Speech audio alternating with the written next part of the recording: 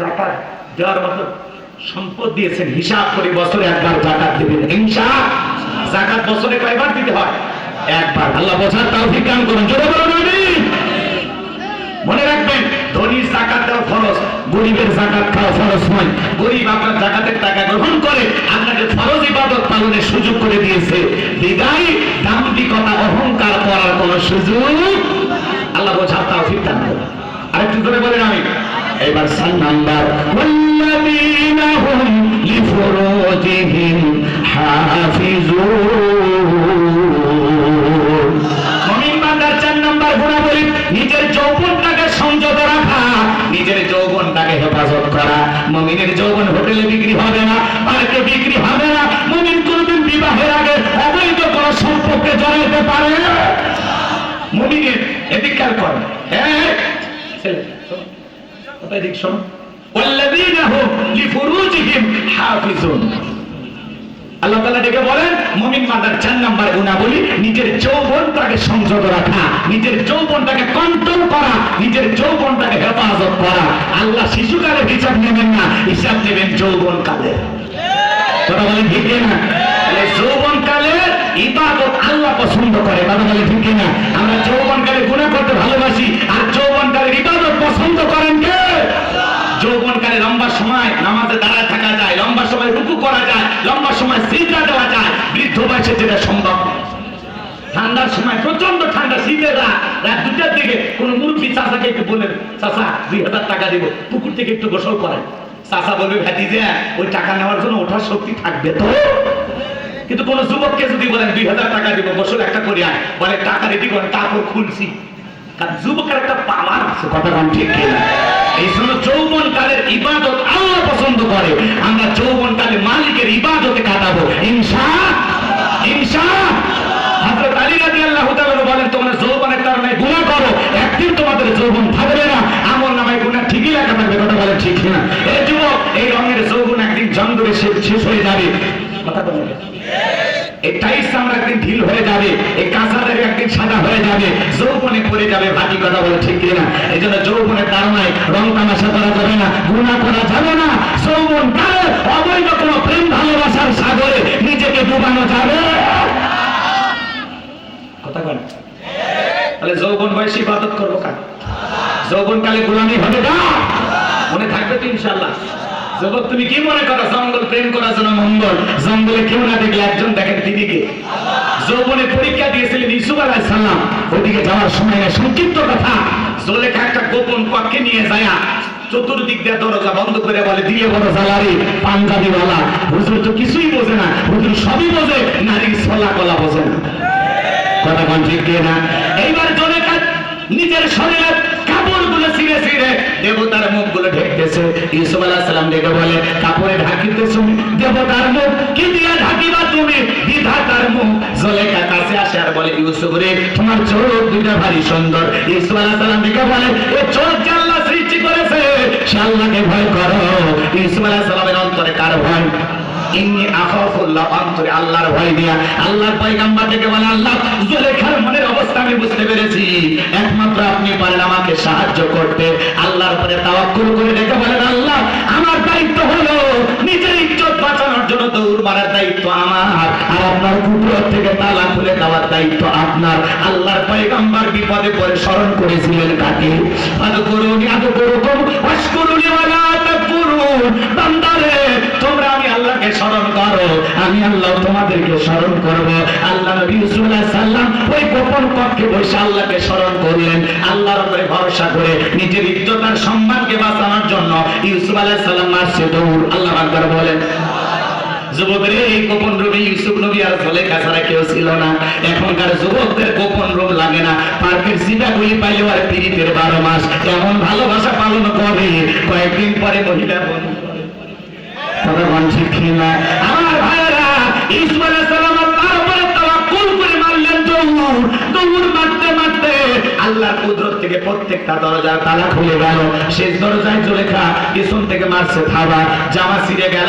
ইউসুফ আলাইহিস সালাম বলে জামা ছিঁড়ে যায় যাক, ইজ্জত দেওয়া যাবে না। এইবার শেষ দরজা খোলার পরে তাকায় দেখে যেখানে বাঘের ভয় সেখানে রাত হয়। জুলেখার স্বামী আজিজ মিসর দাঁড়ায় আছে। জুলেখার স্বামীকে দেখা মাত্রই নেকা কান্নার অভিনয় শুরু করে দিল। বুঝলেন না, কিছু কিছু মহিলা দেখেন না, কথা বলার আগে কান্দে দিয়ে বলে আমার কেউ নাই, কেউ নেই, বেঁচে আছি কে? কথায় কথা নেকা কান্নার অভিনয় করে, কিছু বলার আগে চোখ দিয়ে পানি ফেলে, আছে না নাই? তোমার চোখ দিয়ে এত পানি কেন বের হয়? চোখে কি মোটর বসায় রাখছো, টিপতে বসায়? কারো কারো বউ আছে কথায় কথায় কান্দে, দেখেননি? যে বউ কথা বলার আগে কান্দে দেবে, খুলবে চোখ, কান্দিবি না। ঘটনা কি হয়েছে খুলে বল। তোর কথা শুনে যদি মনে হয় এই ঘটনায় কাঁদা উচিত, স্বামী স্ত্রী একসাথে জামাত করে কাঁদা হবে।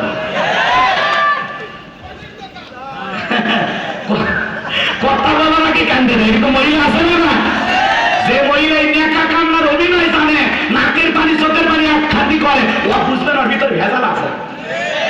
কথা কন, যে নিয়ে রাত বেশি আর চরিত্র ভালো। আর যারা এই নেকা কান্না ভাজা মাছ উল্টে খাবার পারে, যারা দেখেন 18টা প্রেমিক। কষ্ট হচ্ছে আমার ভাইয়েরা।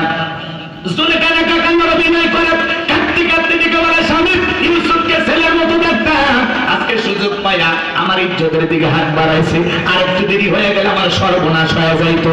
আর মনে মনে ভাবতেছে মরার স্বামী আসার সময় পাইবি না। মিথ্যা ধর্ষণের আসামি, মিথ্যা তহমত দিয়া 1 নয় 2 নয় 9.5 বছরে জেলখানায় ছিল। কথা বলেন ঠিক কি না? এই জন্য যুবক রে, নারীদের ষড়যন্ত্র বড় মারাত্মক। পুলিশে ধরলে বাঁচবি, র্যাবে ধরলে বাঁচবি, কিন্তু কোন নারীর ছলনার ফাঁদে, প্রেমের জালে, মায়ার জালে, মিষ্টি কথার জালে একবার যদি ফাঁসা যাও, ফান্দে পড়িয়া বোকা কান্দে রে, সারা জীবন কেঁদেও ওই কান্নাগিরির বিষাক্ত সবল থেকে বাঁচতে পারবি না। ওরা ছেলেদের ভালোবাসে না, ওরা ছেলেদের মন নিয়ে ব্যবসা বাণিজ্য করে। আকাশের রং রং যেরকম মুহূর্তের মধ্যে পরিবর্তন হয়, মহিলার মনের অবস্থাও যারে দেখে তারে ভালো লাগে, আসলে ভালো কারে বাসে ওই মহিলা নিজেও জানে না। এজন্য বিয়ের আগে কোন অবৈধ প্রেম ভালোবাসা করা যাবে না। যুবক তোমরা পরিবর্তন হবে তো ইনশাআল্লাহ। তুমি যার লাগিয়া ইন্দি ভরো, তার তো বাটন ফোন। বলবো তুমি যার লাগিয়া ইন্দি ভরো, তার তো বাটন ফোন। কেমন করে বুঝবে রে সে, কেমন করে বুঝবে রে সে, ডিজিটাল তোর মন। তুমি যার লাগিয়া ইন্দি ভরো, তার তো বাটন ফোন।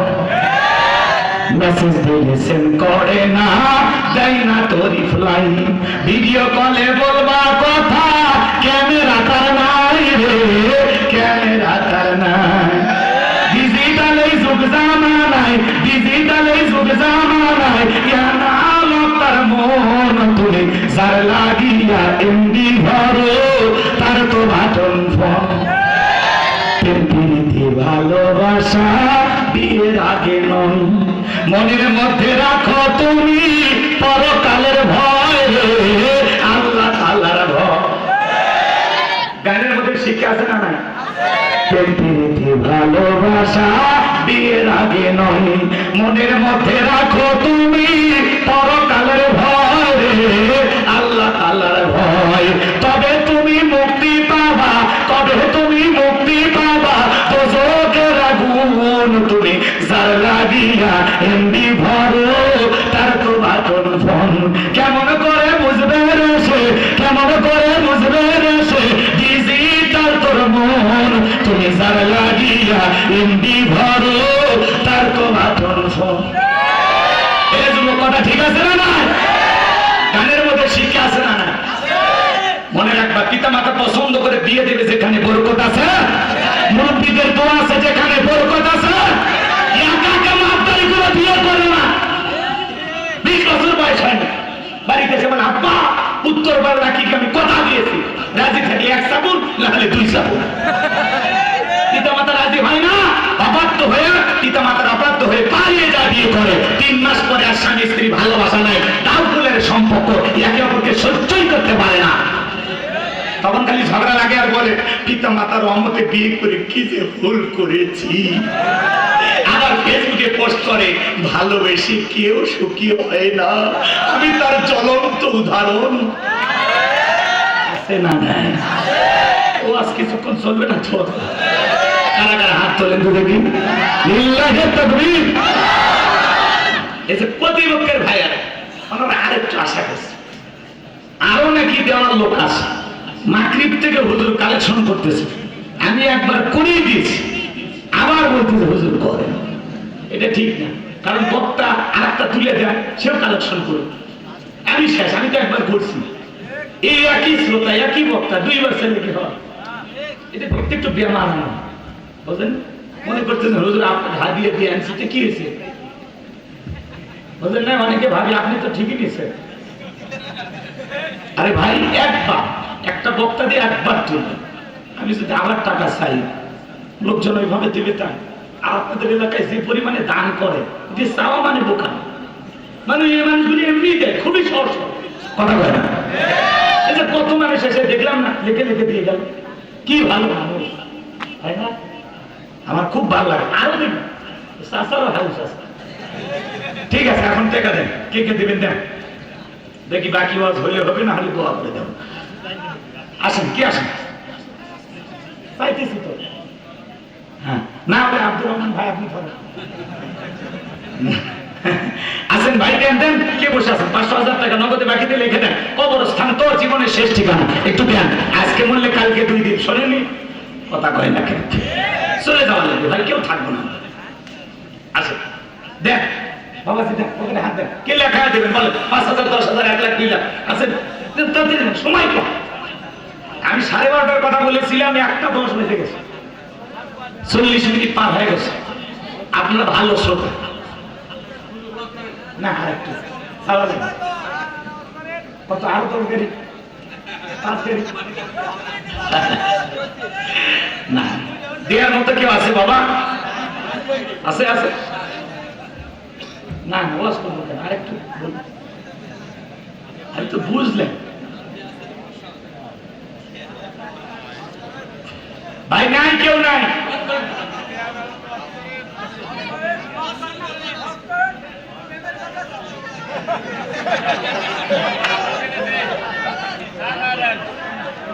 হাফেজ মাওলানা আব্দুর রহমান ভাই উনি আরো 1 গাড়ি দিবে, চাইলেন কেউ দিল না, আমি দিলাম। আল্লাহ কবুল, আল্লাহ তার হায়াত বাড়ায় দেন, যোগ্যতার সম্মান বাড়ায় দেন। সরে বলেন আমিন।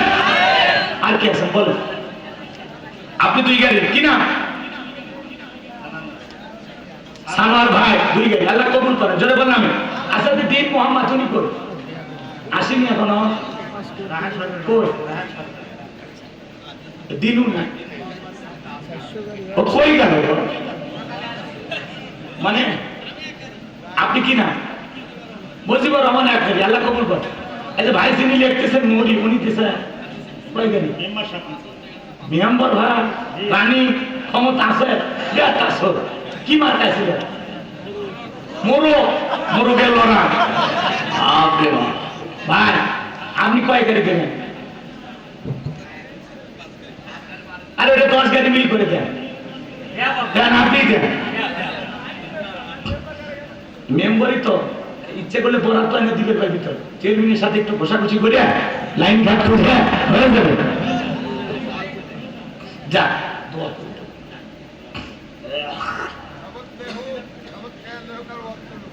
না, 1টা বেজে গেছে, আরো চলবে না। আসলে শুনেন, প্রত্যেকটা কর্তৃপক্ষ যখন দাওয়াত দেয় আমি বলি ভাই 10টা to 12টা 2 ঘন্টা ওয়াজ করবো, চলে যাবো না, শেষ। শোনেন, 3টা একেবারে শেষ করে দিচ্ছি, ও তো 2 মিনিটও লাগবে, আমাদের কাছে সব কায়দা আছে না। শোনেন, তাহলে 4 নাম্বার নিজের যৌবনটাকে সংযত রাখা। তাহলে সকল গুনাহ থেকে নিজের যৌবনকালে নিজেকে কন্ট্রোল করব, হেফাজত করব, সংযত রাখবো, সংযমী হব ইনশাআল্লাহ। সকল গুনাহ থেকে নিজেকে বাঁচায় রাখবো ইনশাআল্লাহ। কবুল করেন, জোরে বলেন আমিন। 5 আর 6 নাম্বার গুনাহ বলি, ওয়াল্লাযীনা হুম লিআমানাতিহিম ওয়া আহদিহিম রাউন। 5 নাম্বার হলো আমানত রক্ষা করা। এই জীবনটা আমানত। ছেলে মেয়ে আমানত, স্ত্রী সন্তান আমানত, বক্তার কাছে শ্রোতা আমানত, শিক্ষকের কাছে ছাত্র ছাত্রী আমানত, ডাক্তারের কাছে রোগী আমানত, ইমামের কাছে মুসল্লি আমানত, মেম্বারের কাছে ওয়ার্ডবাসী আমানত, চেয়ারম্যানের কাছে ইউনিয়নবাসী আমানত, এমপির কাছে নির্বাচনী এলাকার মানুষ আমানত, মাননীয় প্রধানমন্ত্রীর কাছে 18 কোটি জনগণ আমানত। আমরা কেউ আমানতদারিতার বাহিরে নাই, এজন্য সবাই আমানত রক্ষা করবো ইনশাআল্লাহ। 6 নাম্বার ওয়াদা, প্রতিশ্রুতি রক্ষা করা। মুমিন মুখে যা বলে অন্তরে তা বিশ্বাস করে, কাজে তা বাস্তবায়ন করে। মুমিন কোনদিন প্রতিশ্রুতি ভঙ্গকারী হতে পারে। মুমিন মুখে যা বলে কাজে তা বাস্তবায়ন করবে। মুমিন এদিক খেয়াল করেন, মুখে অন্তরে কথায় কাজে সব জায়গায় ঠিক, তাহলে মুমিন সঠিক।